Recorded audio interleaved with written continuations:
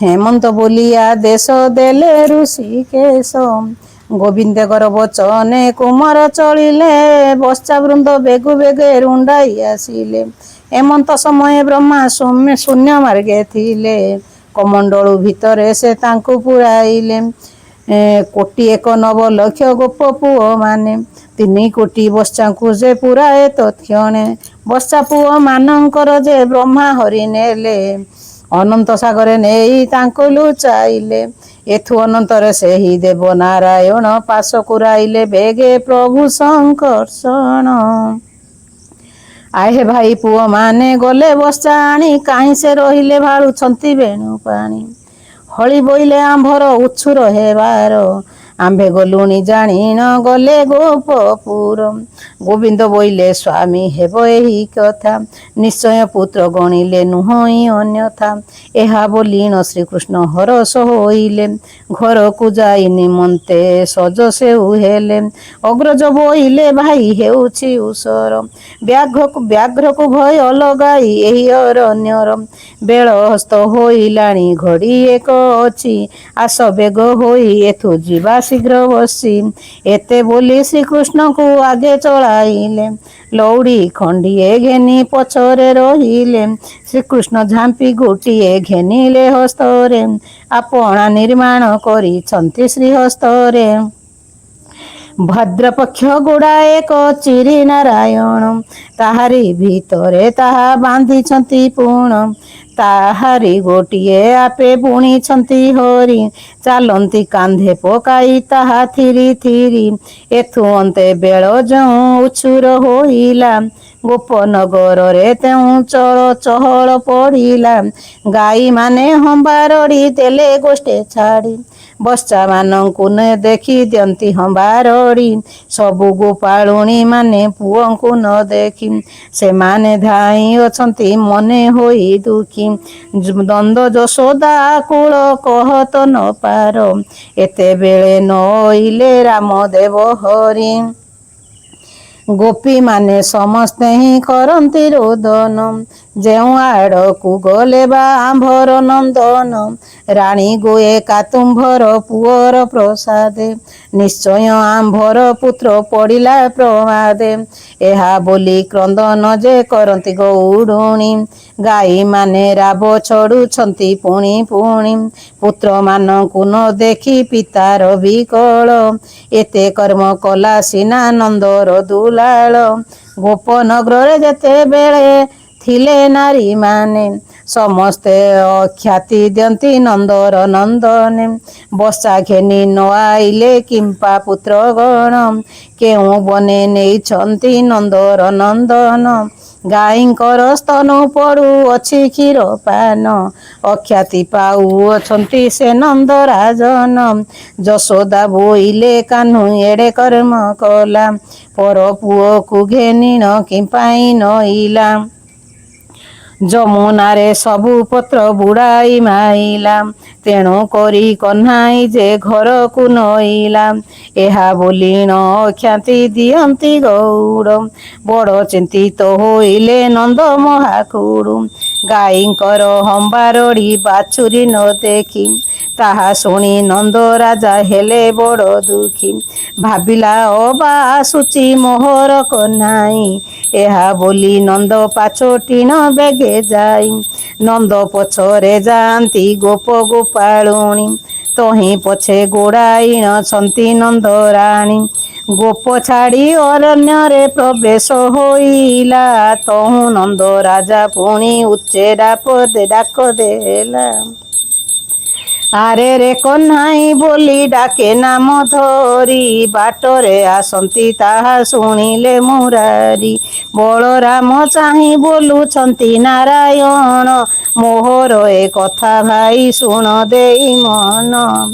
ପୁଅ ଯାର ନାହାନ୍ତି ତ ଯାଇନାହାନ୍ତି ତ ଗୋପର ଭିତରେ, ଆମ୍ଭେ ଆସିବାରୁ ଯଉଁ ହୋଇଲା ଉଛର। ତେଣୁ କରି ଆମ୍ଭ ପିତା ଆସିଛନ୍ତି ଲୋଡ଼ି, ଅରଣ୍ୟ ଭିତରେ ସେଉ ଛାଡ଼ୁଛନ୍ତି ହୁରି। ଶଙ୍କର୍ଷଣ ବୋଇଲେ ସେ ଛନ୍ତି ଚିନ୍ତାଭାର, ଯାଉଛି ଯାଉଛି ବୋଲି କହ ଚକ୍ରଧର। ଭାଇର ବଚନେ କୃଷ୍ଣ ଉଚ୍ଚେରା ବଦେଲେ, ଯାଉଛି ଯାଉଛି ବିଲ୍ ବୋଲି ପିତାଙ୍କୁ କହିଲେ। ନନ୍ଦ ରହିଲା ତେନ୍ତୁଳି ପାଦ ପର ତଳ, ଧାତିକାରେ ପ୍ରବେଶିଲେ ଯାଇ ନନ୍ଦଲାଳ। ପିତା ବୋଇଲେ ବାବୁରେ ବସାନ ଆଣିଲ, ଏକା ହୋଇ ତୁମ୍ଭେ ଦୁଇ ଭାଇ ଯେ ଅଇଲ। ଶ୍ରୀକୃଷ୍ଣ ବୋଇଲେ ବସା ଘେନି ପୁଅ ମାନେ, ଆସିଲେ ଆମ୍ଭେ ଦୁଇ ଯେ ବଣା ହେଲୁ ବନେ। ନନ୍ଦ ଶୁଣିଣ ତାହାର ଆତ୍ମା ଗଲା ଉଡ଼ି, ଏଡ଼େ କର୍ମ କଲୁ କାହ୍ନୁ ବୋଲେ ଦୁଃଖ କଲି। ଗାଈ ମାନଙ୍କର କଷ୍ଟ କହିଲେ ନ ସରେ, କେଉଁଠାରେ ହରାଇଲା ଗାଈଙ୍କ ବାଛୁରୀ। ସକାଳେ କଂସକୁ ଦେବି ଲକ୍ଷେ ଭାର ଦୁଧ, ବର୍ଷା ନ ଦେଖି ଗାଈଙ୍କୁ ସରିଲାଣି ସାଧ୍ୟ। ମତେ ନ ଥୋଇବ କଂସ କାଲି ଗୋପପୁରେ, ତୋହର ହେତୁରୁ କାହ୍ନୁ ସରିଲା ମୋ ଘର। ଗୋପାଳ ପୁଅକୁ ନେଇ କାହିଁ ତୁ ଛାଡ଼ିଲୁ, ମତେ କହ୍ନାଇ ତୁ ଏଡ଼େ ନିନ୍ଦା କଲୁ।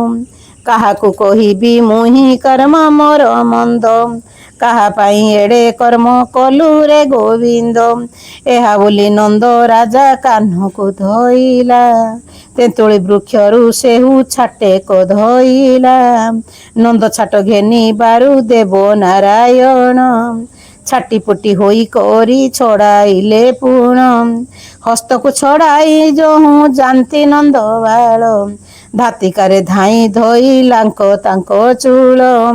କାନ୍ଦନ୍ତି ସେ ନାରାୟଣ ଶିରେ କରତାଡ଼ି, ବେଳୁ ବେଳ ନନ୍ଦ ରାଣୀ କ୍ରୋଧ ଭାବ ବଢ଼ି। କେଶଗଛା ଗୋଟି ନନ୍ଦ ଧରି ବାମ କରେ, ଛାଟେକ ପିଟିଲା ନେଇ ଶ୍ରୀକୃଷ୍ଣଙ୍କ ଶରୀରେ। ପିଟିବାରୁ କୃଷ୍ଣ ନାଥ ହୃଦୟରେ ପୁଣି, ନନ୍ଦ ମତେ ନ ଚିହ୍ନଇ ଏତେ କାଳ ପୁଣି। ସେହୁ ପୁତ୍ର ବୋଲି କରି ଆଣିଅଛି ମତେ, ତେଣୁ କରି ଛାଟ ନେଇ ପ୍ରହାରିଲା ପାତ୍ରେ। ମୋହର ବସା ପାଇଲୁ ବ୍ରହ୍ମା ହରି, ମୋହର ବସା ପଲକୁ ବ୍ରହ୍ମା ହରି ନେଲା। ସେଇ ସିନା ମତେ ଏତେ ଦଣ୍ଡ ଦିଆଇଲା, ବ୍ରହ୍ମାଙ୍କର କଥା ମୁହିଁ ଜାଣିଲଇଁ ଭଲା। ୟା ବୋଲି ମନେ ଚିନ୍ତିତ ଦେବ ଚକା ଡୋଳା, କାହାକୁ କହିବି ସେହୁ ଦେଲା ଏତେ ଶାସ୍ତି। ତହିଁ ପରେ ପିତାଙ୍କୁ ଯେ କହନ୍ତି ଶ୍ରୀପତି, ଆହେ ପିତା ମତେ ଆଉ ନ ମାରନ୍ତୁ ଛାଟେ, ବସା ଗୋପାଳ ପୁଅଙ୍କୁ ଛାଡ଼ିଲଇଁ ବାଟେ। ଏହିଠାର ତାହ ଥାଅ ତୁମ୍ଭେ ଘେନି ଆସେ ଯାଇ, ଏହା ବୋଲି ମାୟା କରି ଗଲେ ଯଦୁ ସାଇଁ। ଶ୍ରୀକୃଷ୍ଣ ଆଜ୍ଞାରେ ରହି ଅଛନ୍ତି ସକଳେ, କାହିଁ ବଳରାମ ବୋଲୁଛନ୍ତି ନନ୍ଦ ବାଳେ। ଭାଇ ତୁମ୍ଭେ ଏହିଠାରେ ଠିଆ ବସିଥାଅ ରହି, ଗୋପାଳ ପୁଅ ବସାଙ୍କୁ ନେଲା ଗୋପାଳ ପୁଅ ବସାଙ୍କୁ ମୁହିଁ ଆଣେ ଯାଇ। କଦମ୍ବ ତଳରେ ଯାଇ ହେଲେ ନାରାୟଣ, ଆପଣା ଶରୀରୁ ବସା କଲେ କଜନ।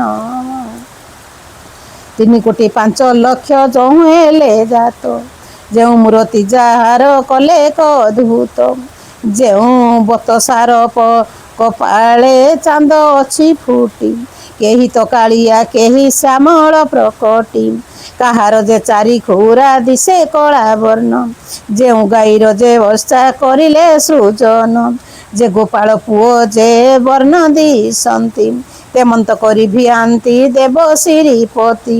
ଯାହାର ଯେଉଁ ମୂରତି କରିଲେ ସୃଜନ, ବସାଙ୍କ ବର୍ଣ୍ଣ ଚିହ୍ନି ଯେ ନ ହୋଇଲା ବିଭିନ୍ନ। ଯେ ବଣ ଚଉରା ବାନ୍ଧିଥିଲେ ମସ୍ତକରେ, କଳା ଗୋରା ଶ୍ୟାମଳାଦି ଗୋପର କୁମରେ। ବିଭିନ୍ନ ରୂପରେ ସବୁ କଲେ ଚକ୍ରଧର, ଯେ ବଣ ପାଞ୍ଚଣ ଗୋଟି ଘେନିଥିଲେ କର। 3,05,00,000 ବସା ଉତପନ, 1,90,00,000 ଯେ ଗୋପ ପୁଅ ମାନ। ଏମନ୍ତ ପ୍ରକାର ଜନ୍ମ କରିଲେ ମୁରାରି, ଆଶ୍ଵିନ ପୁଣ ଭେଟିଲେ ଦେବ ହଳଧାରୀ। ଗୋବିନ୍ଦ ବୋଇଲେ ଭାଇ ଏମାନେ ଭ୍ରମଣ ଅରଣ୍ୟ ମଧ୍ୟ ସ୍ଥାନରେ ଯେଥିଲେ ରହିଣ ଦେଖିଲା ଅତି ହରଷ ହେଲା ଦେବହଳ ରାମକୃଷ୍ଣ ବୋଲି ପୁଏ ଉଚ୍ଚାରଣ କରି ନାଚନ୍ତି ସେବେନି ଭାଇ ପୁଅଙ୍କ ମଧ୍ୟରେ ବସା ପଲ ଘେନି କରି ଆସନ୍ତି ସଙ୍ଗରେ ନନ୍ଦ ପାଶେ ଉପସ୍ଥିତ ବସା ପଲ ଘେନି ଅତି ଆହ୍ନାଦିର ହୋଇ ରାମକୃଷ୍ଣ ବେନି ହମ୍ବା ହମ୍ବା ବୋଲି ଗାଇ ରାବ ଦେଉଥିଲେ ସେମାନେ ବସା ପାଇନ ହରଷ ହୋଇଲେ ଯେ ଯାହାର ବସା ସେହୁ ତାପାସେ ରହିଲା ବୋବାଳି ନ ଛାଡ଼ିନ ସେ ନିଶ୍ଚିନ୍ତ ହୋଇଲା ଗୋପାଳୁଣୀ ମାନେ ପୁଅ ସମସ୍ତଙ୍କୁ ଘେନି ଯେ ଯାହାର ପୁଅ ମାନେ ନିଅନ୍ତି ସେ ଚିହ୍ନି ଯେଉଁ ବସା ମାନେ ପୁଅ ନେଇଥିଲେ ଘରୁ ମାତା ମାନେ ଚିହ୍ନିଥିଲେ ପୁଅଙ୍କ ହସ୍ତରୁ ପିତା ମାତା ପୁତ୍ର ଦେଖି ହରଷ ହୋଇଲେ ଅମୃତ ତୁଲ୍ୟ ପଦାର୍ଥ ସମସ୍ତେ ଭୁଞ୍ଜିଲେ ଗୋପନଗର ହୋଇଲା ବହୁତ ଆନନ୍ଦ ବସା ପଲକୁ ଘେନି ପ୍ରବେଶ ମୁକୁନ୍ଦ ନନ୍ଦ ଆଉ ଯଶୋମତୀ କୃଷ୍ଣେ କୂଳ କରି ଘେନି ଉପସ୍ଥିତ ହେଲେ ଆପଣାର ପୁରୀ ଅମୃତ ମଣ ହିଁ କଲେ ଦେବ ପିତ ବାସ ଜନନୀ ତାହା ଦେଖିଣ ହୋଇଲେ ହରଷ ଆନନ୍ଦ ଚିନ୍ତ ହୋଇଣ ନନ୍ଦ ଯଶୋମତୀ ଶ୍ରୀକୃଷ୍ଣକୁ ଶରୀରରେ କୁଙ୍କୁମ ଘଷନ୍ତି କୁଙ୍କୁମକୁ ଲେପୁ ଲେପୁ ପୃଷ୍ଠେ ହସ୍ତ ଦେଲା କୃଷ୍ଣର ପିଠିରେ ଲୋଳା ଗୋଟାଏ ଦେଖିଲା ଜନନୀ ବୋଇଲେ ମୋହ ଡାକ ତପି ପଡ଼ିଲା ପିଠିରେ ଲୋଳା ଗୋଟାଏ କେମନ୍ତ ହୋଇଲା ଗୋବିନ୍ଦ ବୋଇଲେ ମାତା ଶୁଣ ମୋ ବଚନ ଚରାଉଥିଲି ବସାଙ୍କୁ ଯାଇ ମୁହିଁ ବଣ ଯଉଁ ସେମାନଙ୍କୁ ପାଶେ ମୁହିଁ ନ ଦେଖିଲି କାହା ବସାଛନ୍ତି ବୋଲି ଲୋଡ଼ିବାକୁ ଗଲି ବାଛୁରୀ ଲୋଡ଼ି ଯାଆନ୍ତେ ଅରଣ୍ୟ ଭିତରେ ଯାଉଁ ଯାଉଁ ବାଂଶ କଠା ବାଜିଲା ପିଠିରେ ତେଣୁ ମାତ ମୋ ପିଠିରେ ମୋର ଲୋଳା ହେଲା ଯଶୋମତୀ ଶୁଣି କରି ଦୁଃଖିତ ହୋଇଲା କଣ୍ଟା ଯେତେବେଳେ ତୋ ପିଠିରେ ବାଜିଲା ସେତେବେଳେ ହରି ତୁ କେମନ୍ତ ହୋଇଲା ଗୋବିନ୍ଦ ବୋଇଲେ ଦୁଃଖ କହିବ କିସ ମୁଖ ସୁଖାଇ କହନ୍ତି ପ୍ରଭୁ ଋଷିକେଶ ଆଗୋ ମାତ ମୋର ଦୁଃଖ ଲୋଡ଼ କିସ ପାଇଁ ପିତାଙ୍କୁ ବା କେତେ ଦୁଃଖ ଦେବି ଆଉ ମୁହିଁ ବୃଦ୍ଧ ହୋଇଲେ ମୋହର ପିତା ନନ୍ଦରାୟ କଂସର ହକାରୀ କେତେ ସହିବ ବା କାୟ ନକହିଣ ଛାଟ ମାଡ଼ କଥା ମାଗରେ ଏମନ୍ତ ଦୟା ଯାହାର ଅଛଇ ହୃଦରେ ନନ୍ଦ ଛାଟ ପିଟା କଥା ନ କହିଲେ ହରି ମାୟା କରି ବଞ୍ଚାଇଲେ ଦେବ ଚକ୍ର ଧରି ଶୁଣ ଆହେ ପରୀକ୍ଷିତ ହରିଙ୍କ ଚରିତ ଯେ ବଣ ଗ୍ରନ୍ଥ ଶୁଣିଲେ ହୋଇବ ପବିତ୍ର ବାଳକ ମାନେ ଯେ ଗୋପେ କରନ୍ତି ଶ୍ରୀହରି ବଶ୍ଚା ସୃଷ୍ଟି କଲେ ସେଉ ଅତି ଯତ୍ନ କରି ଏମନ୍ତ ମହିମା ଯାର ଗୋଚର ନୁହଁ ବ୍ରହ୍ମ ରୂପେ ବିଜେ କରିଛନ୍ତି ଭାବଗ୍ରାହୀ ଶୁଣିଲେ ଶ୍ରୀହରି କଥା ହୁଏ ପୁଣ୍ୟମାନ ହରି କଥା ଶୁଣି ପାପ କର ହୋ ବହନ ଗଙ୍ଗା ଗୟା ବାରଣାସୀ ନ କରି ଗମନ ଏକ ଲୟ କରି ଶୁଣ ହରି କଥା ମାନ କର୍ଣ୍ଣରେ ଶୁଣିଲେ ତୁମ୍ଭେ ପାଇବ ମୁକତି ଗୋହତ୍ୟାର ଦୋଷ ମାନ ଆସିବ ତରତି